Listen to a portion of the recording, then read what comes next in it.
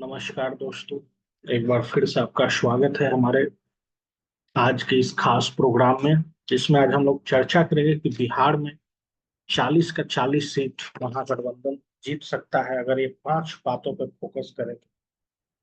क्योंकि नीतीश कुमार के एनडीए में आ जाने से पहले महागठबंधन कम से कम बिहार में 25 सीटें जीत रही थी।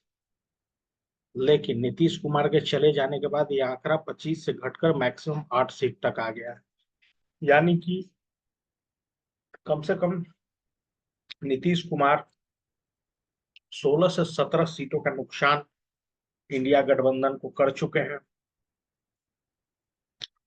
तो आज हम लोग चर्चा करेंगे कि आखिर में महागठबंधन या इंडिया गठबंधन को ऐसा क्या करना चाहिए जिससे कि बिहार में उनका जो सीट है वो बढ़े और एनडीए को पटकनी दे। 40 में से कम 30 सीट पे आराम से हराया जा सकता है एनडीए को, लेकिन इनमें अपने सिस्टमैटिक सुधार करने की आवश्यकता है। मैं भी बहुत सारा एडिटोरियल रोज पढ़ रहा हूँ, एक से एक न्यूज चैनल देख रहा हूँ, इंडियन एक्सप्रेस का, द हिंदू का, एक से एक इंडिया टुडे का सर्वे आ रहा है, एक से एक इंटरनेशनल न्यूज में यहाँ का न्यूज के बारे में छप रहा है कि मोदी जी इस बार सरकार बनाएंगे। लेकिन कुछ इसके विपरीत बातें भी हैं। बिहार में 40 लोकसभा की सीटें हैं, समझिए कि यहाँ से 30 डाउन कर दिया जाए एनडीए का तो कितना सीट बचेगा टोटल, बताइए आप लोग। 400 का नारा जो बीजेपी दे रही है वो तो कभी पूरा नहीं हो पाएगी। तो इसके लिए तेजस्वी यादव को थोड़ा ध्यान देने की जरूरत है, 5 बातें फोकस करने की जरूरत है। पहला फोकस कि जो भी मेन लीडर है उनको तेजस्वी नेग्लेक्ट करके चल रहे हैं। जैसे कि अगर बात कर लिया जाए, 2-3 लोगों का नाम है, जैसे पप्पू यादव का। अगर महागठबंधन से, इंडिया गठबंधन से पप्पू यादव को टिकट दिया जाता है पूर्णिया से, तो 100% वो चुनाव भारी मतों से जीत के आएंगे, इसमें कोई गारंटी नहीं। लेकिन अभी तक के घटनाक्रम से ऐसा दिख नहीं रहा है कि आरजेडी पप्पू यादव को अपने साथ लेने के चक्कर में है। तो पहला तो आप लोग अपना नुकसान वो खुद ही कर रहे हैं। अगर सिंपल सा चीज है कि अगर पूर्णिया से पप्पू यादव इंडिपेंडेंट या दल से लड़ेंगे तो निश्चित तौर पे इंडिया गठबंधन की वहां शर्मनाक हार होगी। दूसरा चीज, जो यूथ आइकॉन है कन्हैया कुमार, उसका बिहार में कोई वैल्यू नहीं है, कोई कार्यक्रम फिक्स नहीं हो रहा है। इतना बड़ा यूथ लीडर है जिसका पूरे भारत, क्या कि पूरा वर्ल्ड में लोग भाषण सुनने के लिए बेताब, उनका कोई कैंपेन नहीं लगाया जा रहा। अब तो रणनीति बन जाना चाहिए था 40 लोकसभा में हर एक दिन कन्हैया कुमार को।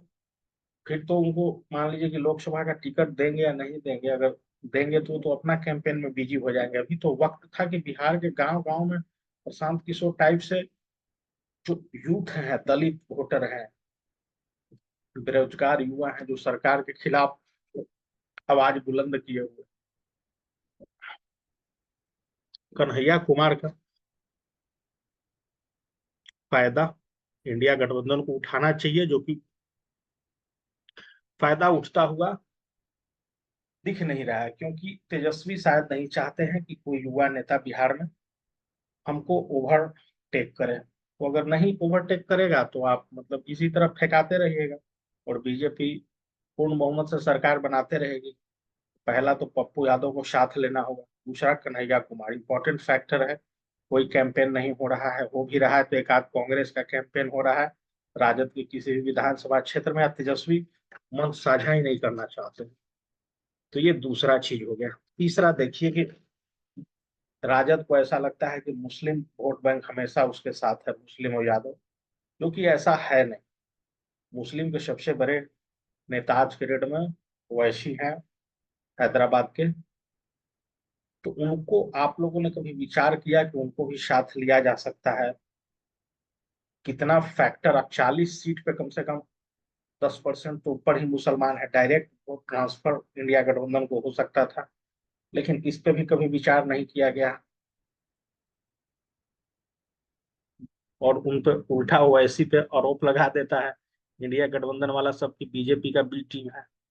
तुम अपने तरफ से ऑफर तो करो उसको कि 5 सीट देंगे या 2 सीट देंगे, 40 का 40 सीट पे उसको मोर देन 15% वोट वो ट्रांसफर करने का क्षमता रखता है।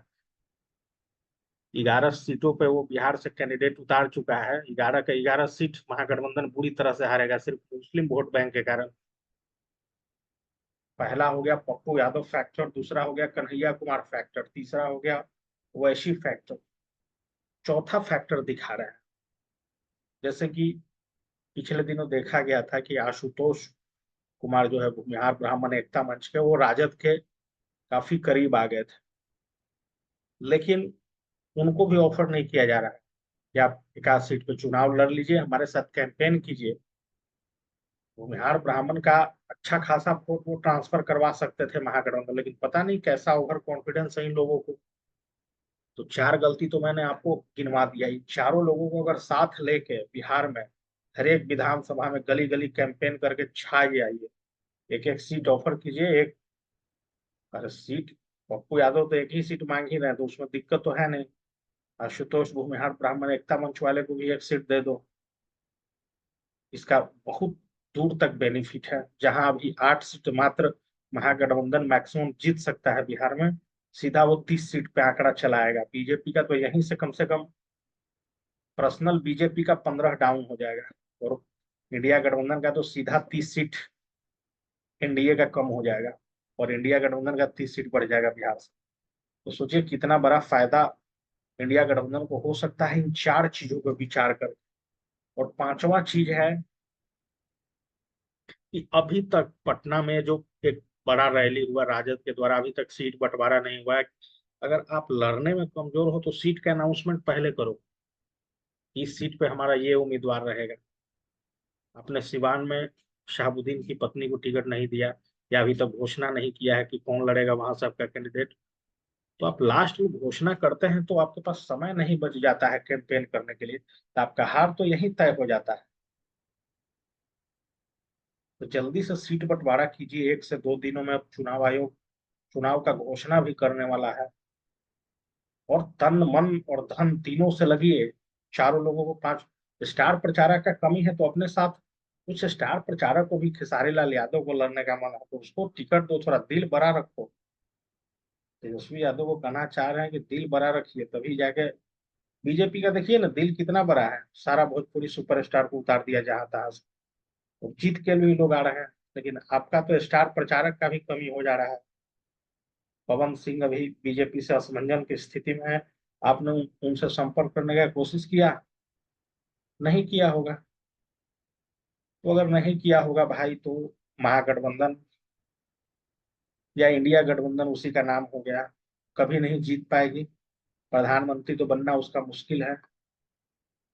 बिहार में भी सच बात है, डबल डिजिट का आंकड़ा तो पार नहीं होता हुआ हमको दिख रहा है। लेकिन ये 4 5 चीजें अगर अभी भी फॉलो हो जाती है तो 1.5 महीना 2 महीने का वक्त है अभी। इलेक्शन 31 दिन से ऊपर का तो वक्त है, 30 दिन में भी इतिहास रचा जा सकता है। Thank you very much friend. इस वीडियो को राजद समर्थक अपने नेता तक पहुंचाइए जल्दी से जल्दी, ताकि बिहार में इंडिया गठबंधन को फायदा हो सके और एनडीए को धूल चटाया जा सके, और नीतीश को पलटू राम फिर से बनाया जा सके।